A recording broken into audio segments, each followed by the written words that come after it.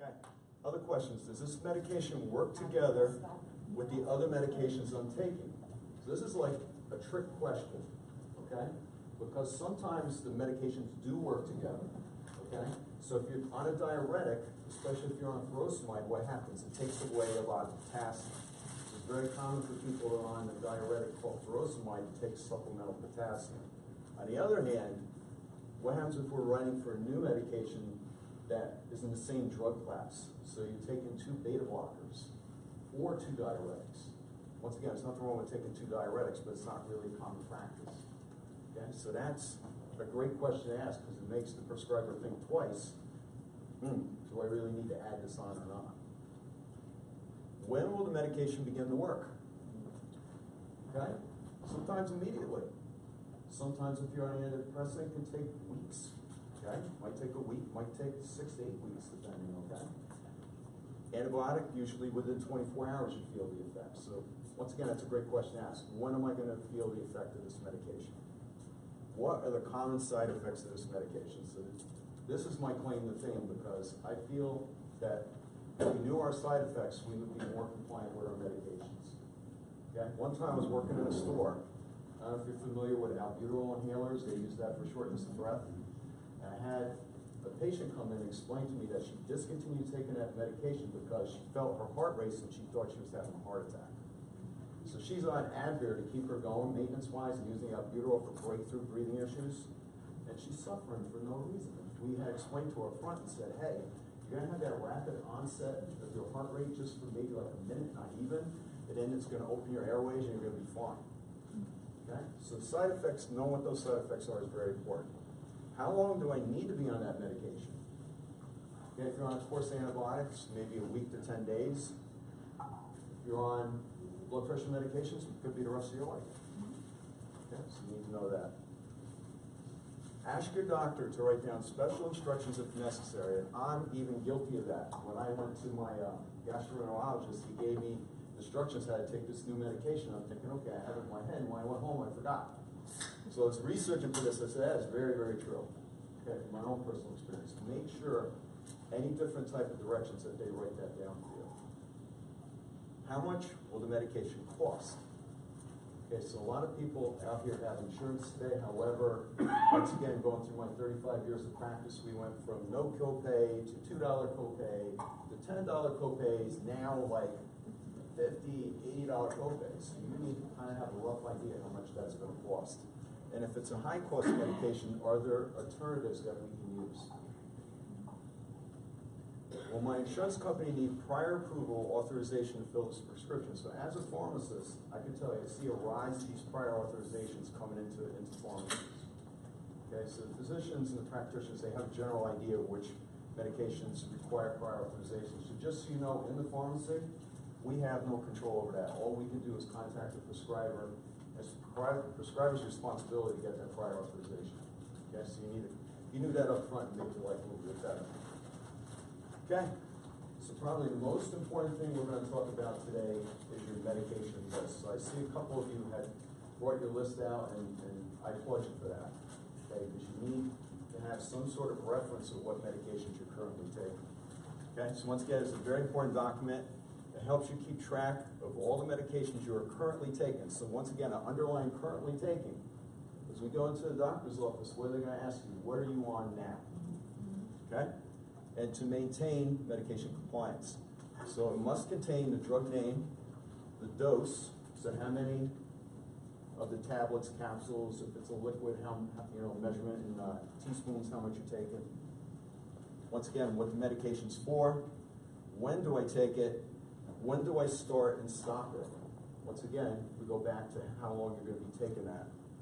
The doctor's name and special instructions. So if you see the sheet here, if you go to page 2, like this form, kind of like gives you all these comments that I had there. Okay? So we need to fill that out completely. So once again, you can fill this out free-handed, with ink, or if you're computer savvy, you can put that on your computer. And we were talking about in the beginning, the real good part of this, you can save, depending on how often your medications change, on a monthly basis, on a 6-month basis, on a yearly basis, so if somebody asks you what you were on a year ago, you can go back, pull the file of what you were on a year ago. Okay, so the MedList has a lot of flexibility. Okay, so we're gonna list all tablets, capsules, patches, drops, ointments, creams, liquids, inhalers, eye and ear drops, suppositories, injections, etc. Any type of medication you're on. So it's not just limited to prescription medications. Okay?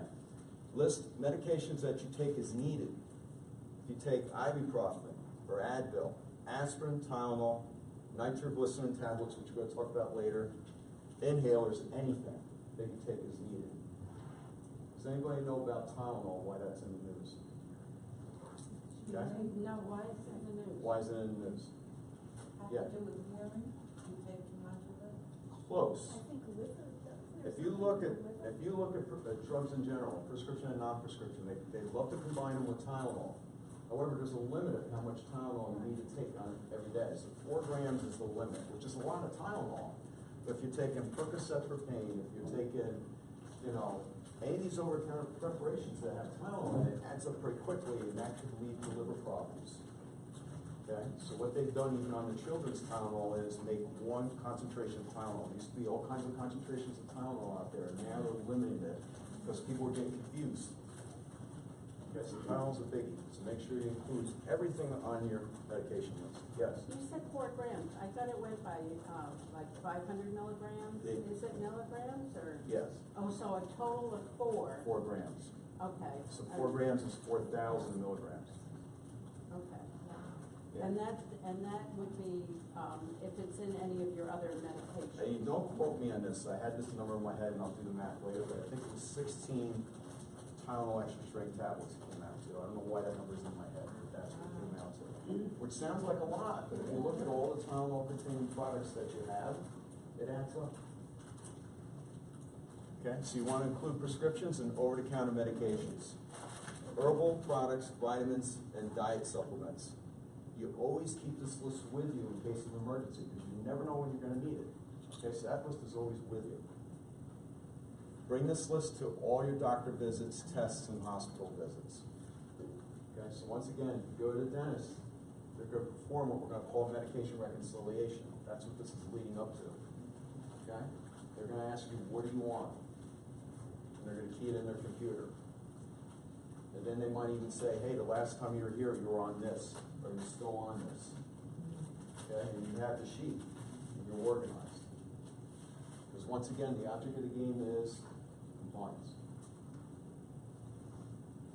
So if you look at page 1, probably just as equally as important, it contains all your personal information. Okay? So it has on here your emergency contact information, your home number, any type of allergies that you have. So if you look at the allergies and reactions, it says, please describe what happened when you took the medication. Okay? So that's important because we need, as healthcare professionals, to make a determination whether that was a true allergy or not. Because a lot of times working in the retail pharmacy, we'll say, well, I'm allergic to this. Well, what happened? Well, it made me sleepy. That's a side effect. Okay? It's not an allergy. I had a family member once tell me, I'm allergic to all mycins.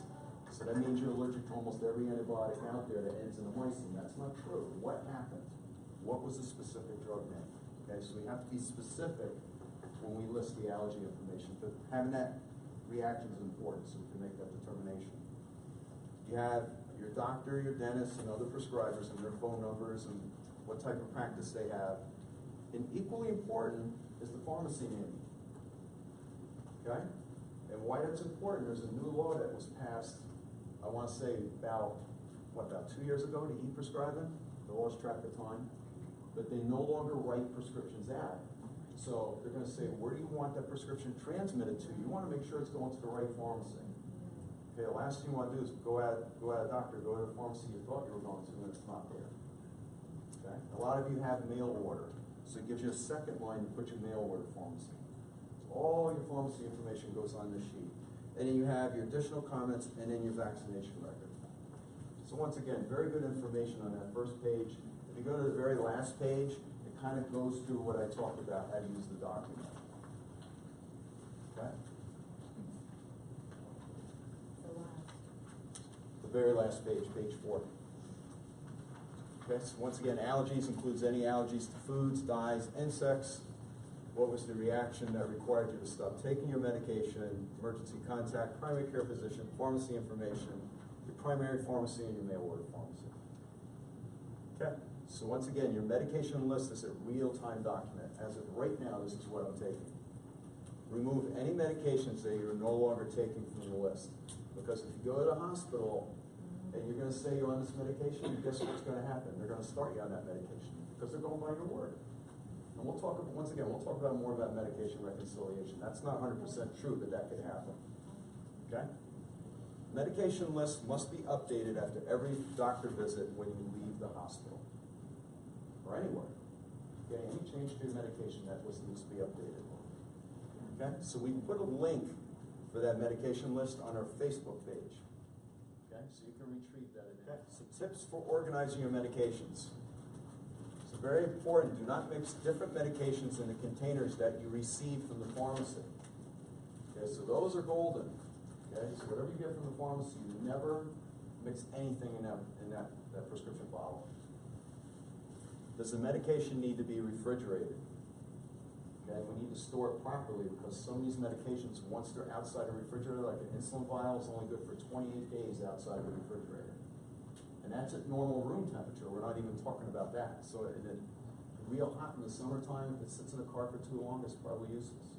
Okay, so storing medication is important. The pharmacy will tell you if you're going on a trip how to deal with refrigerated medications, depending on what it is. Does the medication need to be kept in its original container? Okay? Okay, so have you heard of nitrostat tablets? Familiar with this? Okay, they use this in case you're having a heart attack. Okay, so if you're having a heart attack, you really don't have much time to think, correct? So it has a metal screw cap, so this way no air can get into the glass bottle. It's not even a plastic bottle; it's a glass bottle. And I'll pass this around so you see it. Okay, so once again, it has a glass bottle, metal screw cap, and it's a dark glass bottle.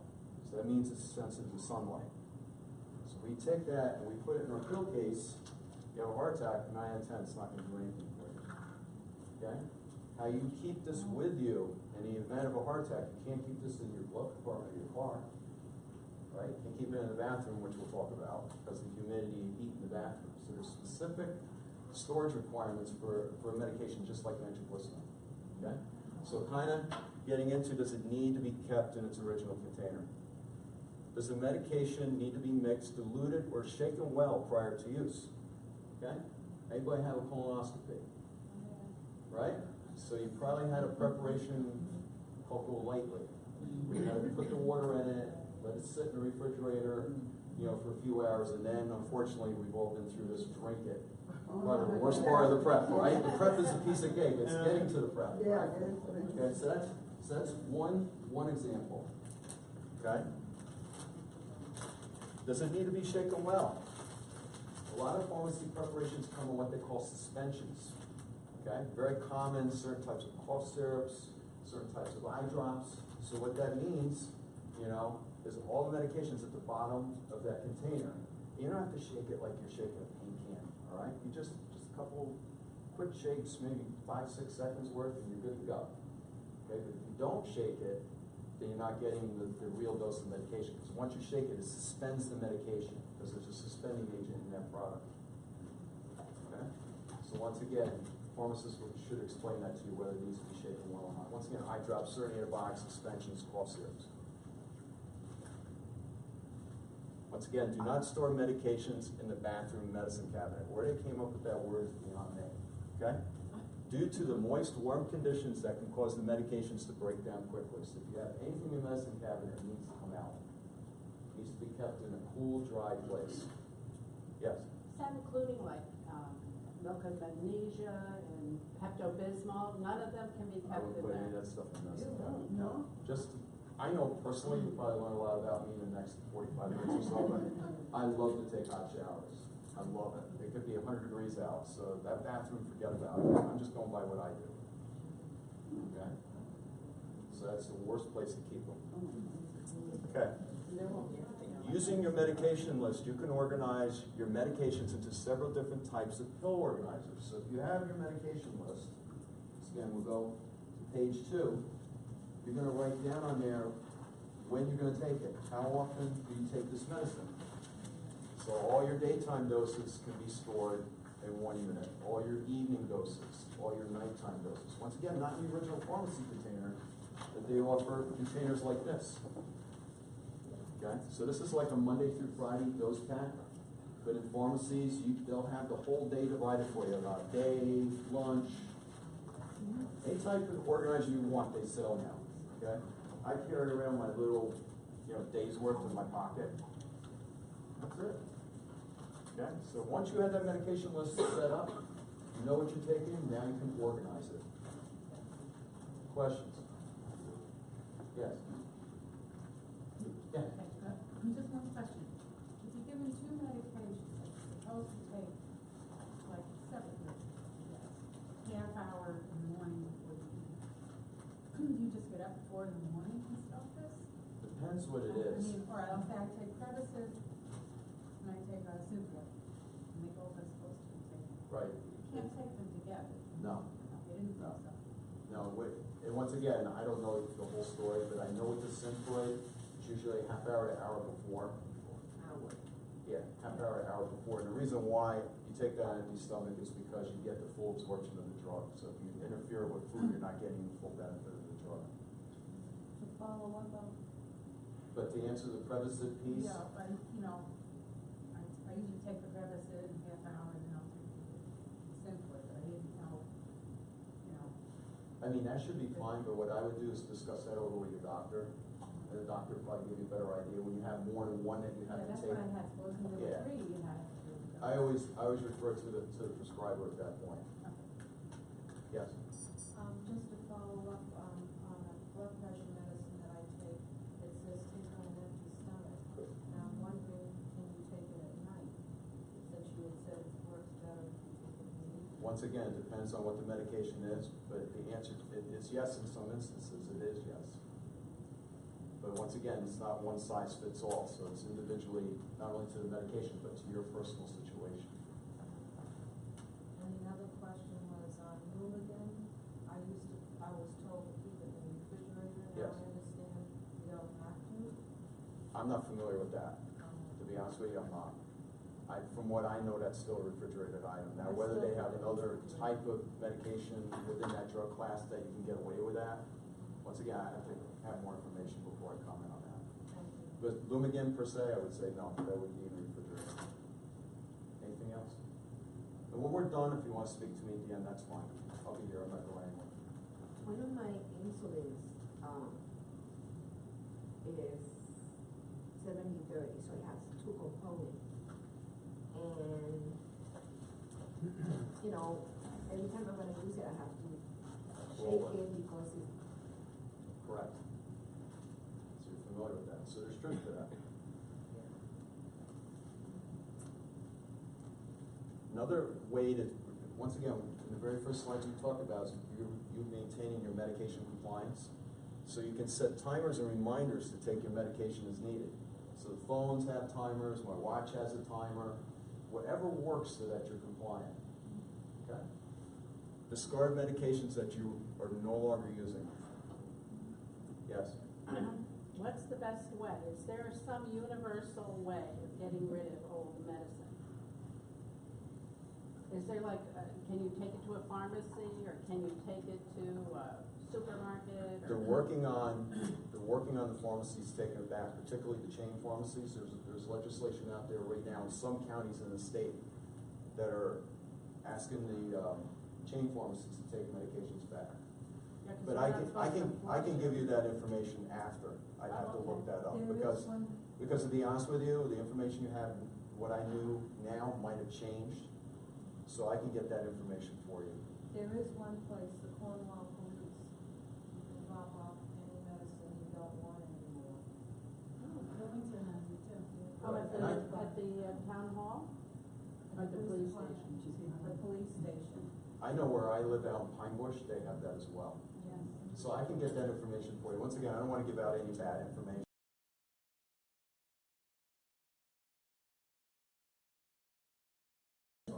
I'll make sure I research that thoroughly and get you good information.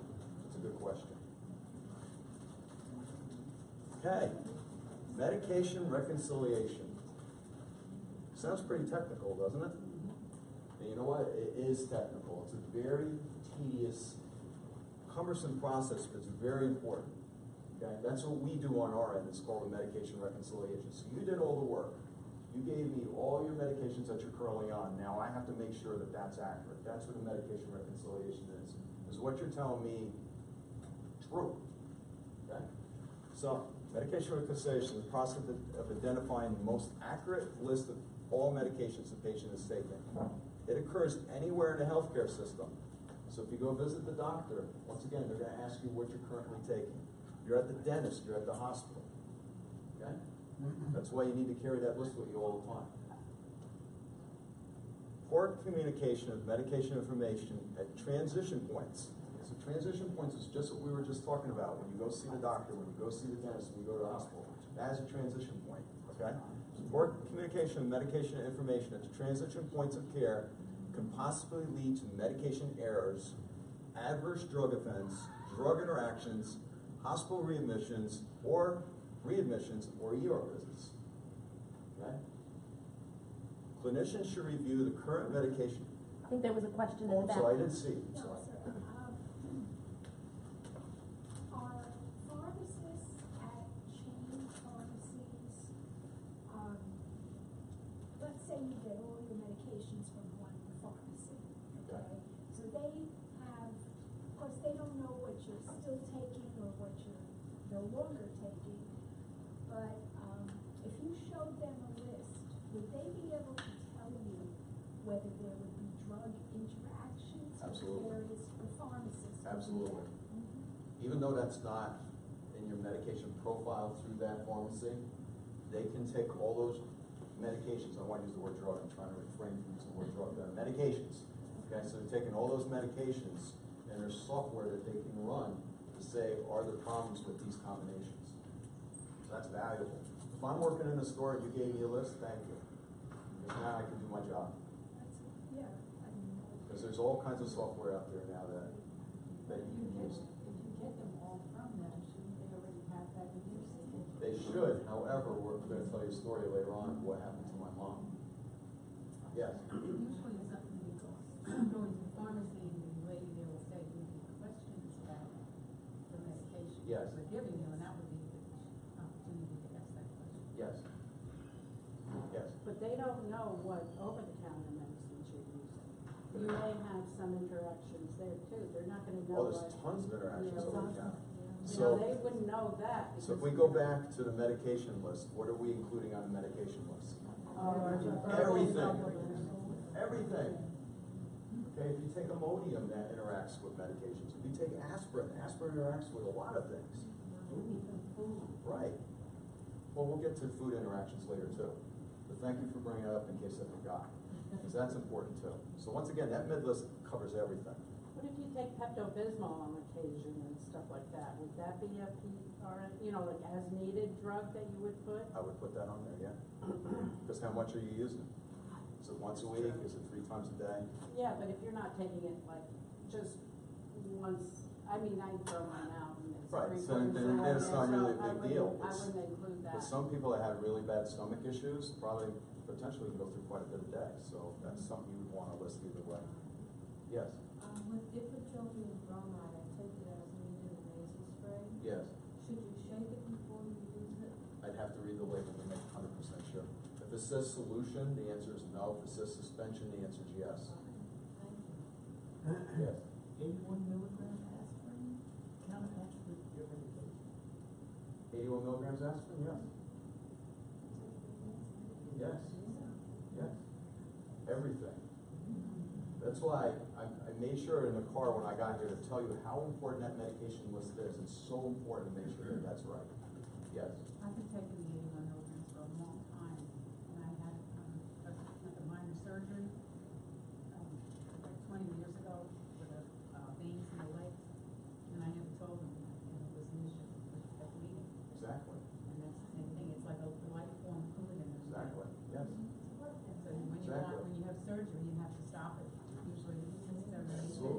There has to be a period of time That's important. to clear that out of your body before you have surgery. Yes, sir? Yes. They'll tell you to stop that. They'll tell you to stop what they call the non-steroidal anti-inflammatory agents, which is the Motrin, the ibuprofen, the Aleve. There's tons of them on the market. Okay.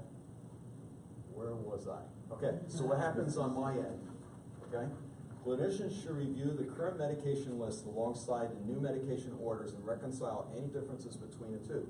So now I have a good list. Okay? I see what the prescriber is writing for you in the hospital.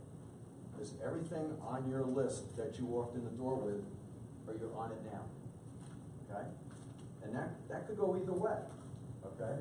Maybe you should be on it, maybe you shouldn't be on it. That's a question we need to talk to the doctor about and say, hey, did you realize you forgot the Synthroid? Do you want to continue?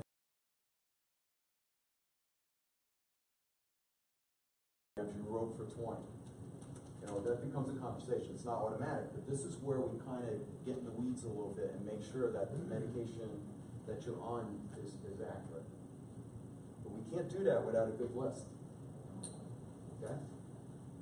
Sustained, since you take it occasionally, how long is that good for? That's a good question too, because it depends when you open the bottle and how the bottle was kept. So there's really no cut and dry answer to that one. So eye drop. All right, so what we look for here, discrepancies in medication reconciliation at my level. Discrepancies may include dose and dosage form, extended release. So metoprolol is one that you see very commonly written in error. So there's two forms of metoprolol. There's an immediate release metoprolol and there's a sustained release metoprolol. So if we're given a sustained release metoprolol 3 times a day, that's a problem. Because it's meant to be given once, if, I've hardly ever seen it twice a day. Okay, you might give a low dose twice a day, but normally these are once daily medications, okay? How many times a day a medication is taken? We see discrepancies in that. Omissions from 4 medication history. So sometimes the patients don't, for lack of a better way, they're not giving us complete information. So they'll leave what medications they're on off this list because they experience side effects. And it's like, I don't ever want to be on that again, even though the doctor wanted me to be on it. So I remember we had a patient that was admitted for chronic obstructive pulmonary disease and never said they were on a long-acting inhaler. Okay, so once again, we talked about in the very beginning, we're preventing readmissions and admissions. Okay, so very important. Even if you had side effects, see that one column in the first page, you know, why did you stop taking the medication? So we use that first page as a reference. Non-compliance, comparing medication list from the retail pharmacy list. So then again, another step we do. So I'll take a step back. For us to say that your medication list is accurate, we go by what you tell us, okay? And you can bring your prescription bottles to the doctor, to the hospital, or whatever. We use those too. But then we contact your retail pharmacy in your mail order to see what you purchased from them. And then we match the 2 lists. So if you tell me you're on this medication and I see you got it from the retail pharmacy, then I know it's true. And then we can see how frequently you picked up the refills. So if you have enough for 30 days and we see like clockwork, you're there every month, you know, within a few days, then we know you're compliant. But if we see you're supposed to be taking something once a day, and you receive the 30-day supply in November, then there's a problem. Okay, so there's ways that we can find out whether that list is accurate. So it's recommended that you use only one pharmacy, just what we were talking about. The pharmacist will know all the medications you're taking and can screen for potential drug interactions.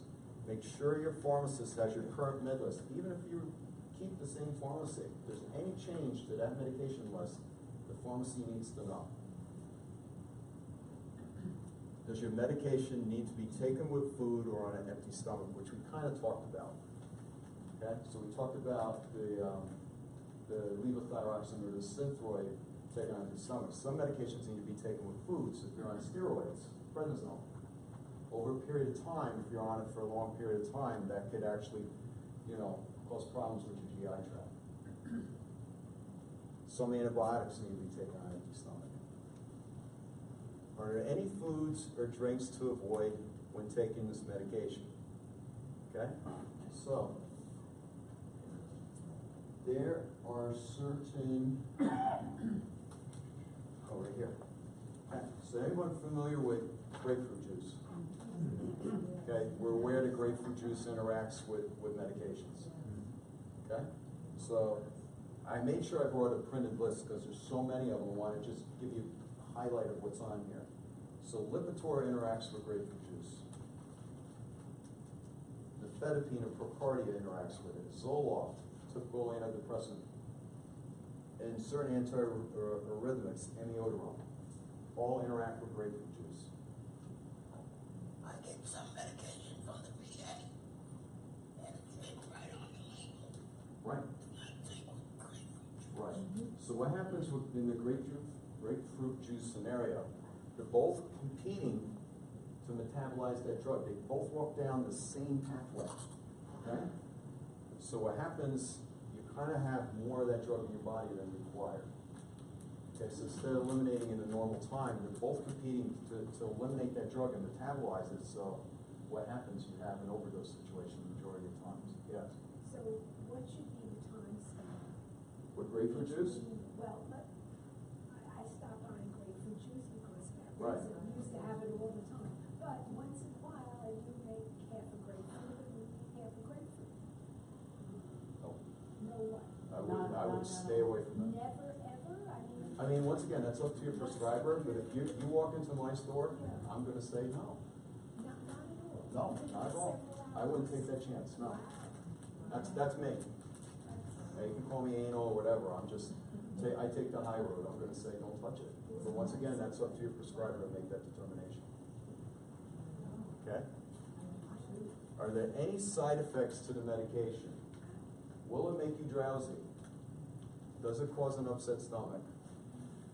Will it cause blurred vision? Okay? Are these temporary side effects while you're on the medication? Will they go away over a period of time? These are all questions you need to ask your doctor or your pharmacist. Are there any potential drug interactions? Once again, you have your med list, the pharmacist can screen that for you. What do you do if you miss a dose of your medication? So once again, that pertains to the individual's medical condition plus the medication they're on. So there's not really a cookie cutter answer to answer that question, but that's what a pharmacist can do for you.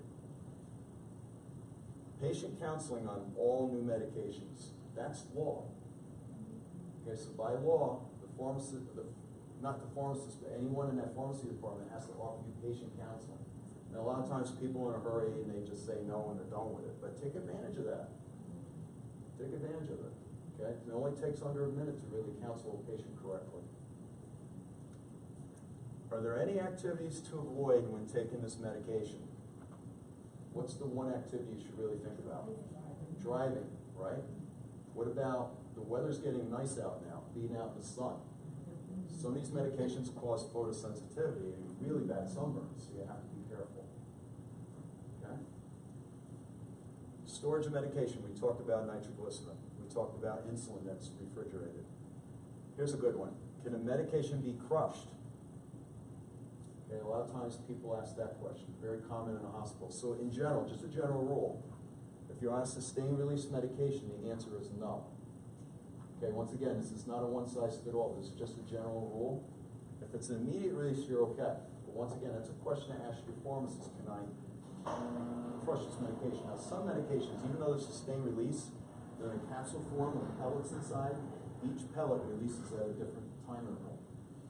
So what they call a Depakote sprinkle, that's okay to open that capsule up, put it on applesauce, and take it that way. So there are some sustained release that you can open. But once again, you have to ask the pharmacist if that pertains to the medication that you're on. Contacting the prescriber for less expensive alternatives. We do that too. Okay, so if it's out of your price range, we'll do the best we can to try to accommodate that. We also can organize your medications, not only by selling you pill cases, they're offering to do it. The one community pharmacy I work in once in a while in Slate Hill, they'll lay them all out for you if you want them laid out for you. Okay? We demonstrate proper use of your medications or devices. Okay, so if you use an inhaler, the proper way to use an inhaler, okay? So we don't hold the inhaler out here. There's a certain procedure on how you use that inhaler, and how long you hold it, and whatever, okay? Eye drops. Okay, you have to make sure your hands are clean before you put the eye drop in. You have to make sure that the tip, if this is an eye drop, the tip doesn't come in contact with anything. Okay, so we can go through all that for you.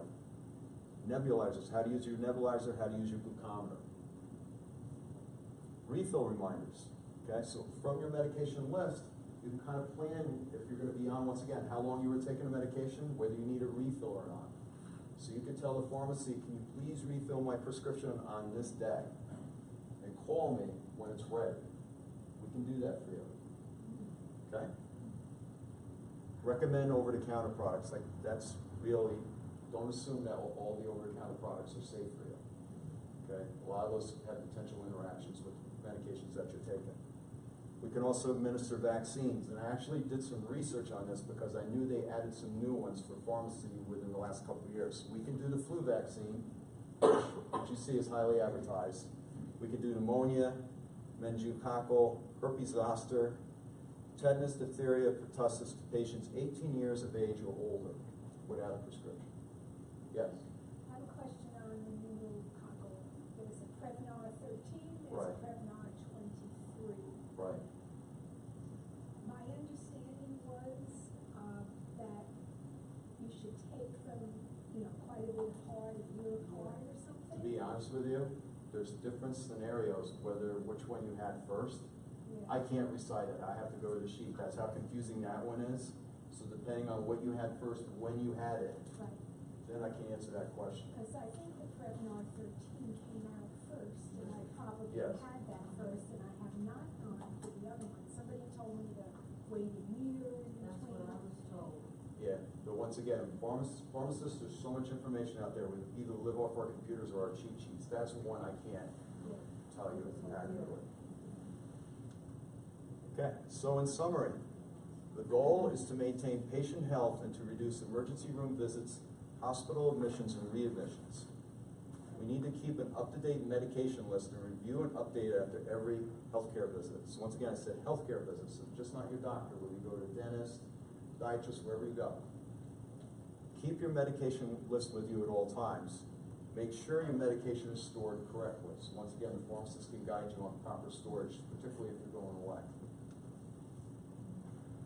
Following the directions of how to take your medication is imperative to ensure safety. Take it exactly as prescribed. Okay, some of these medications you just can't stop cold turkey. You have to be tapered. Okay, so if you don't want to be on it because of a side effect or whatever, that's a conversation to have with the prescriber and say, hey, either it's not working or I don't feel good about this. What do we do to get off this? You cannot do that on your own. Don't stop taking the medication without asking your doc. Discuss any side effects you may be experiencing with your doctor or pharmacist. Make a list of questions to ask your doctor prior to the visit, so be prepared. Get prescriptions refilled early enough so you don't run out of medication. Set timers and reminders to take your medications if needed. Discard medications that are no longer needed. So I wanted to say something else about this too, because what's going on now in society today? The opioids. Okay, so we got to make sure if we're no longer on them, get rid of them. Keep all medications out of sight and reach your children away from pets. Is there any questions? Yes, I have my contact information there. That's my email through the hospital and my phone number through the hospital, which I will return your call. You're welcome. Any other questions? Yes. Is there a standard, like I have a number of medications that I had to take like a 10-day supply of, and I have more than 10 days. And I know in the future, when my treatment starts again, I may have to take it again. So I would keep, is there like a rule of thumb that don't keep medicines that are in tablet form in the original containers more than like, say, a year? Do they expire? A year is a rule of thumb. So if it's more than a year, throw them out. Usually, they'll tell you right on the prescription bottle, Yeah. they'll tell you it'll expire on such and such a day. Yeah. Yeah. And if not, that's a question to the pharmacy, because once Oh, again, okay. that doesn't fit for insulin. All right, Okay, so I'm just giving you a generic answer. yeah, no, I'm just talking But tablets. depending, yeah, well, Yeah. some tablets, you know, they might not be stable for a year as well, so, just in general terms. Everybody, thank you. I'll stick around if you have any questions for later. Thank you.